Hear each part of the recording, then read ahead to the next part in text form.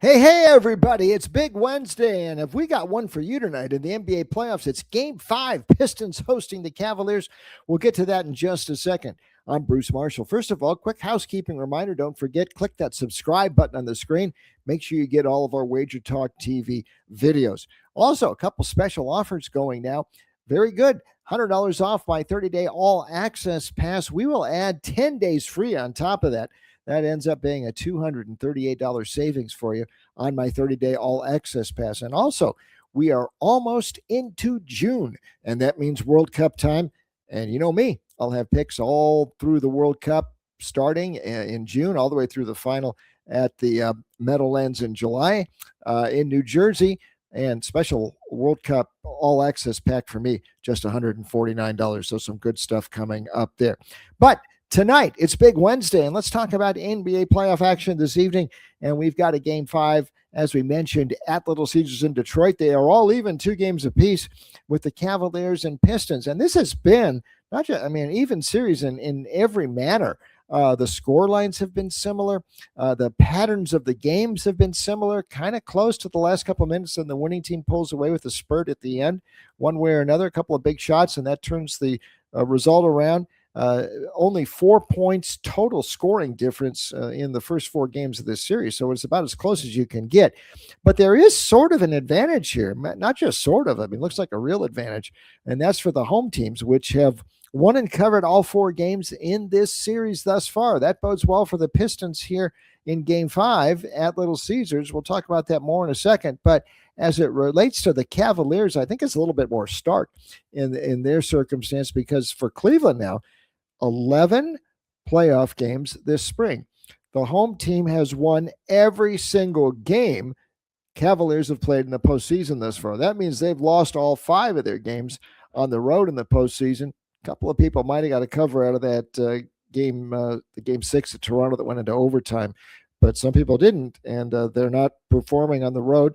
It's all home road for Cleveland. Can they turn that around here in Game 5 and perhaps try to wrap it up in Game 6 at home on a Friday night? Well, I am not sure of that. And it's because of these efforts on the road that make me wonder. Generally, as good as Donovan Mitchell has been, and he was great in Game 4, 39 points in the second half. My goodness, 43 points on the night. He came up awfully big at home. But generally, Mitchell, Evan Mobley, James Harden, and we'll talk more about Harden in a second, they have not had their bigger efforts on the road. And that forces some of the secondary scorers for Cleveland. Kenny Atkinson then has to get guys like Max Strus. He has to get Mark Wade. Dean Wade. He has to get Sam Merrill then to do some business after if the big guys aren't hitting. And that makes it a little bit tougher for Cleveland. It just doesn't work quite as smoothly on the road for them.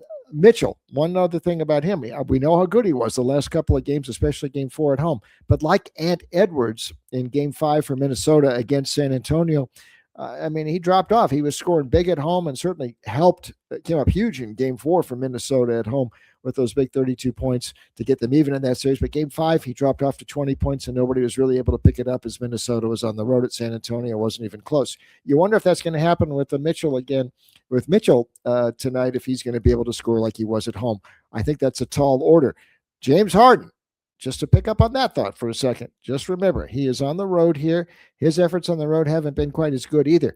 He has also had a penchant. He's done it 3 times this postseason, also in Game 1 in this series, where he's had more turnovers than made baskets. This has been recurring throughout his career. In fact, he's had 30 of those games in the playoffs in his career. Now, this is a future Hall of Famer, 9th top scorer all time in the NBA, but he does have this tendency on the road in the playoffs to not come up big. So a lot of things have to go right for Cleveland to get over the hump tonight. I'm not sure they can do it. Can Detroit take advantage, though? They're going to have to play a little bit better than they did the last 2 games at the Rocket in Cleveland. And that includes Cade Cunningham. As good as he's been, he's had some turnover issues. He's got to eradicate those. That would help a lot. Generally at home, though, the Pistons do get a little bit better production from their supporting cast. That's Karis LeVert. That's Duncan Robinson. That's Dennis Jenkins. These guys seem to play a little bit better at Little Caesars.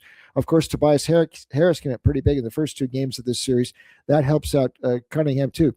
There is a big home-road dichotomy in this matchup here, and I'm just going to keep riding that until it doesn't work. That means Pistons tonight. So Pistons in game 5, and also slight to the over. We talked about that earlier in the week with Minnesota and San Antonio. That went over again last night. It's now 11-6 to the over in the second round of the playoffs. So a little bit to the over, but definitely stronger pick on the Pistons side tonight. Okay, remember, I would love to hear from you, so you can go to that comment box on the screen there. Let me know what you're thinking. I'd love to hear from you as always. Also, remember to subscribe to all of our Wager Talk TV videos. Click that subscribe button on your screen. And don't forget those special offers we've got coming up, including that 30-day all-access pass for me. We'll add 10 days extra free to that and $100 off. That's a $238 value. Good stuff there. Okay, we'll be back later this week to talk some more hoops. So until then, it's a goodbye from me.